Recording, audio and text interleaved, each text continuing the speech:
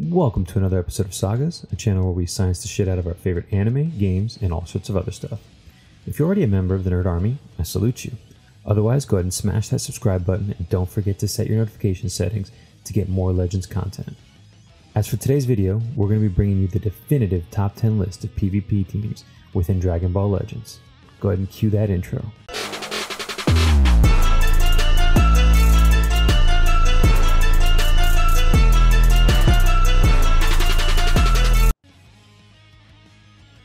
Before we get into the actual list, I'd like to briefly discuss how we analyze the teams and how the video is going to be set up. The video will have each team's scores, strengths, and weaknesses listed along the left-hand side of your screen, and the starting units listed along the right side of your screen. But without further ado, let's get started with the number 10 team, Save Goku, sometimes called the Medic Team. Our starters are Heart Virus Goku, Krillin, and Piccolo. Strengths are that it's got a fast rising rush. In fact, it's got one of the best opening sequences in the game with Heart Virus Goku. And you've got double group heals, which are meant to keep Goku alive, hence the name. This team gets a great early game advantage as well because of all of those reasons listed. And it's very difficult to overcome, actually, if everything works out. But if everything works out is one of the weaknesses of this strategy as well, because it's an all or nothing strategy. And if things don't work out early on, they're not going to work out, period. It lacks flexibility at the starting screen, and it's got some very bad late game going on here. It's got low Z ability synergy and doesn't have a lot of viable variants, so there's not much flexibility to be had. Number 9 on this list is Triple Cover. Our starters are Piccolo, 17, and Trunks. The strengths are, as you might expect, Triple Cover. The idea that you can jump into cover, reducing damage sometimes by up to 50% every time you switch in, is a tremendously powerful asset. Individually, the units are incredibly strong as well. They can take multiple rising rushes, both because of how tanky they are and because of their cover reduction damage. And that just makes them difficult to kill in general, but some major weaknesses are that they've got low overall damage, synergy and support is pretty limited, flexibility is not great because there's only 3 units in the game that have cover, and then units like Bardock can actually lock them out of cover once per game, which ensures that you're going to at least get one of your units killed by a rising rush. Next on the list we've got number 8, which is Red Red Green. Starters are Super Saiyan Goku, Trunks, and Piccolo. The variant could be Super Saiyan Vegeta, Super Saiyan Goku, and Captain Ginyu. Captain Ginyu helps with the art card mix because he brings those green cards that Super Saiyan Vegeta needs, and Super Saiyan Goku brings those strike cards that Super Saiyan Vegeta needs. You don't get the range cards that maybe Super Saiyan Goku needs, but all of that's pretty manageable. This also gives you some, very efficient heals when it comes to Vegeta, but you do lose the double cover aspect and the group heals. Strengths in general are the double cover is huge. I mean, we just talked about that with triple cover, so double cover has got to be good as well. You've also got the group heal and durability, which are unrivaled when it comes to Piccolo. Super Saiyan Vegeta and Ginyu variant, as we just discussed, has got some great synergy going on there. And then their overlap with Saiyans for additional buffs, buffs to units like Goku and Super Saiyan Vegeta, just makes this team very flexible when you're coming to build it up. Weaknesses, though, are that it's difficult to manage art cards at times, and that's what we were talking about earlier with the variants. The bench is pretty limited as far as depth goes. And then, of course, the prevalence of blue, blue, purple just makes this team difficult to run. Number 7 on our list is Crisis. Our starters are going to be Piccolo, Gohan, and one-handed Spirit Bomb Goku, or a variant of Krillin, Super Saiyan Goku, and Bardock. Now, the variant is pretty interesting because it brings all strike cards. Now that means you can have longer combos, but they are harder to pull off because you don't have range priority. Also, they're a lot less durable because you don't have Piccolo, and Gohan of course, because Gohan's got beast HP. But just think about how both of these teams are constructed. You start off with, say, Piccolo and Krillin. Both pretty durable units, but the moment they go down, Gohan and Super Saiyan Goku behind them get more powerful. Then once those 2 units go down, one-handed Spirit Bomb Goku and Bardock become more powerful than even they were. And so this becomes an incredible strength for the team, as one-handed Spirit Bomb Goku goes from being regular Goku to Crisis God Goku. Same with Bardock. That guy's strike damage is out of this world when 2 of his allies are down. Overall, as you can tell, this team has great synergy. They become more powerful over time, therefore one of the best endgame teams around. They're hard to kill due to large HP pools and group heals, so even though that's what you ultimately want, you can get in a lot of damage before that actually happens. As far as weaknesses go, they've got a high skill cap. It's difficult to do this because you're basically saying allow 2 of your units to die so you can become powerful. And that's not easy because you lose the ability to switch in and out. It does lack some synergy with the abilities, and the art card mix is poor and it's difficult to manage. But let's go on to number 6. Blue, blue, purple. Our starters in this case, we're going to go with Broly, Krillin, and one-handed Spirit Bomb Goku again.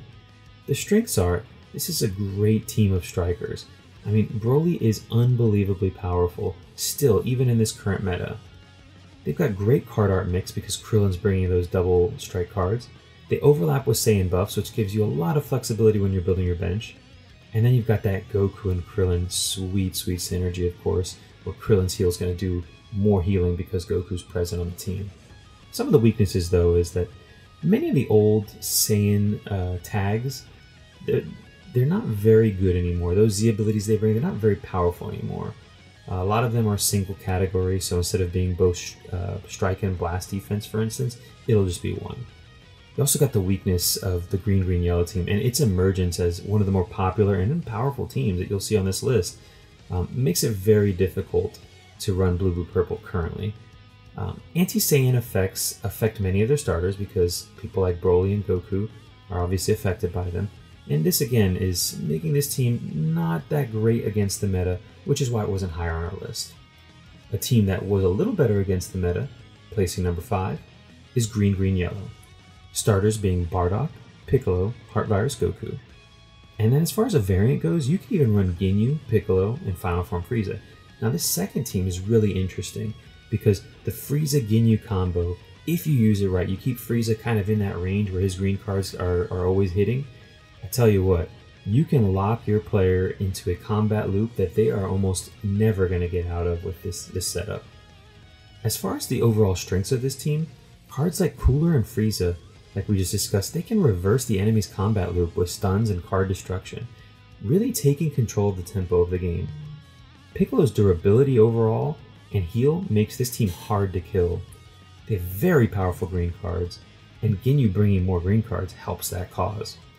Bardock himself brings much needed strength to this team and can lock enemies from switching, breaking their combat loop and bringing the advantage back to your side.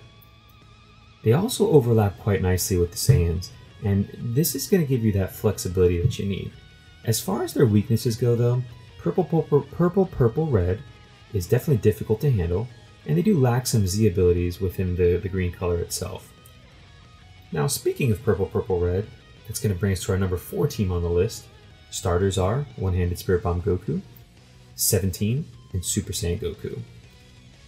Strengths are that they've got amazing comeback potential with One-Handed Spirit Bomb Goku. As we talked earlier, those crisis abilities are just top tier when they're activated. They've also got amazing range damage with units like Scouter Vegeta or even Super Saiyan Goku. Their art card mix can be great, and Sparking 17's cover is unbelievably good, and his barrier gives his team some much needed toughness. Weaknesses though, yellow, yellow, blue.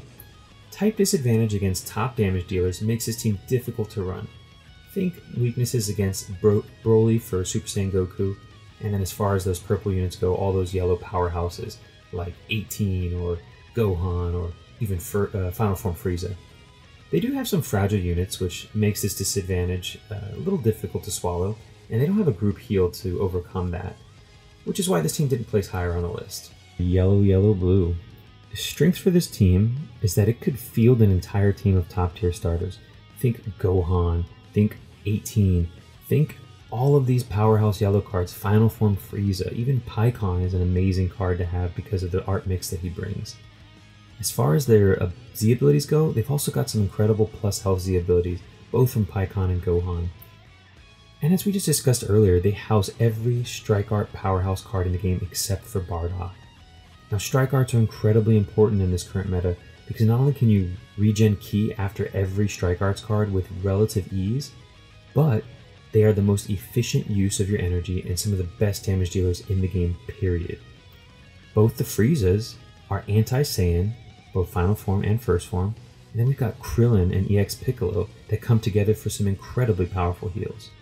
Their counter team's also not very common, so red-red-green isn't as big a problem as some of the other ones on this list. The weaknesses, though, of course, are red-red-green, and the fact that the card art mix, though manageable, is difficult to manage at times. That's because a lot of the very powerful cards like Gohan and 18 come with double ranged even though their focus is melee.